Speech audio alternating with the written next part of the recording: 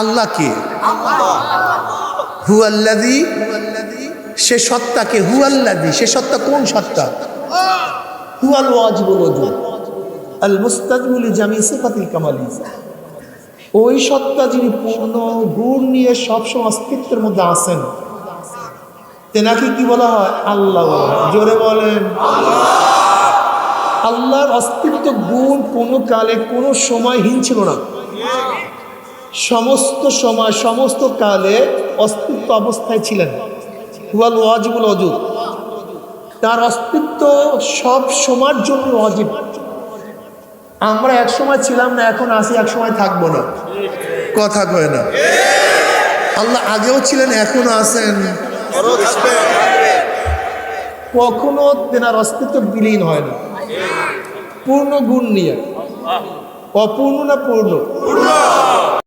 আমাদের গুণ নাকেস, আল্লাহ পাকের গুণ কামেল। আমরাও দেখি, আল্লাহ পাকও দেখে না। আল্লাহ বাসির না? আপনি আমাকে দেখেন কি দেখেন না?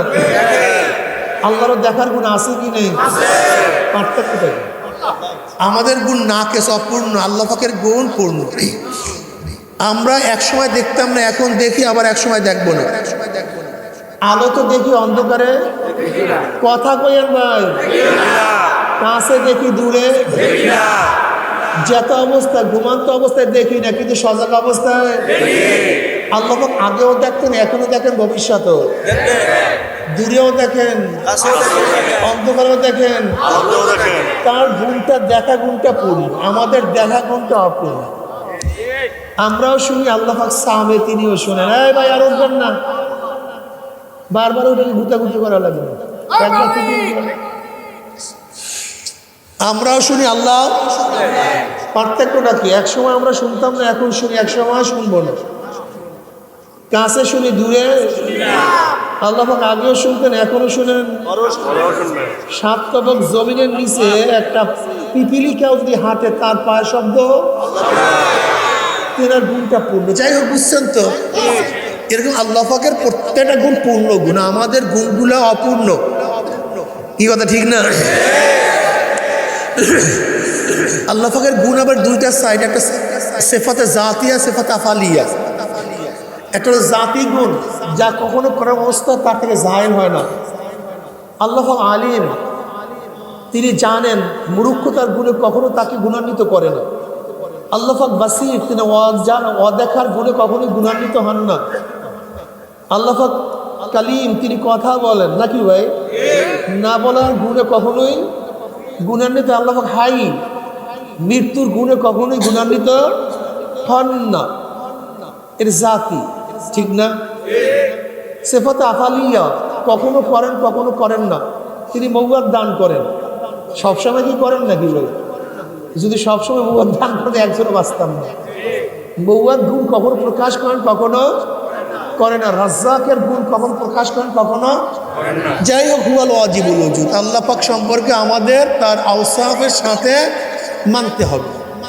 যদি তার গুণকে অমান্য করি, তার গুণে অন্য কাউকে গুণান্বিত করি, এটার নাম হলো শিরক।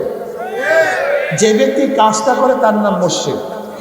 আল্লাহ পাকের গুণে যদি আল্লাহর বাইরে কাউকে মনে করি, এই কাজটার নাম, জোরে বলেন, এই কাজটা যে করে তার নাম মুশরিক। যেরকম হেদায়েতের মালিককে এই গুণে কি গুণান্বিত? যদি আল্লাহর বাহিরেও মনে করেন কেউ কাউকে হেদায়েত দিতে পারে, জিবরাইল, মিকাইল, ইসরাফিল, আজরাইল, নবী আদম, নবী নূহ, নবী ইব্রাহিম, নবী ঈসা, নবী মুসা বা আমার নবী আলাইহিস সালাতু ওয়াস সালাম, বা কোনো ওলি কাউকে ইচ্ছা করলে হেদায়েত দিতে পারেন, এরকম ধারণা করাটার নামই শিরক। এই কাজটা যে করে তার নাম মাশাআল্লাহ। জান্নাতে নেওয়ার একমাত্র মালিককে আল্লাহ। যদি মনে করেন আল্লাহর বাহিরেও অমুক ওলির কাছে গেলি জান্নাত একেবারে টিকিট বিল ফ্রি, আউযুবিল্লাহ, বুঝাতে পারিনি। অমুকের কাছে গেলে জাহান্নাম থেকে নাজাত, এই কাজটার নাম শিরক। অর্থাৎ আল্লাহর গুণে অন্য কাউকে, আল্লাহর বাহিরে, চাই সে নবী হোক, ফেরেশতা হোক, ওলি হোক, গাউস হোক, কুতুব হোক, আল্লাহর গুণে তিনিই গুণান্বিত। আল্লাহর বাহিরে তার নিজস্ব সত্তার গুণ কাউ সাথে থাকতে হতে পারে না, বুঝলেন তো?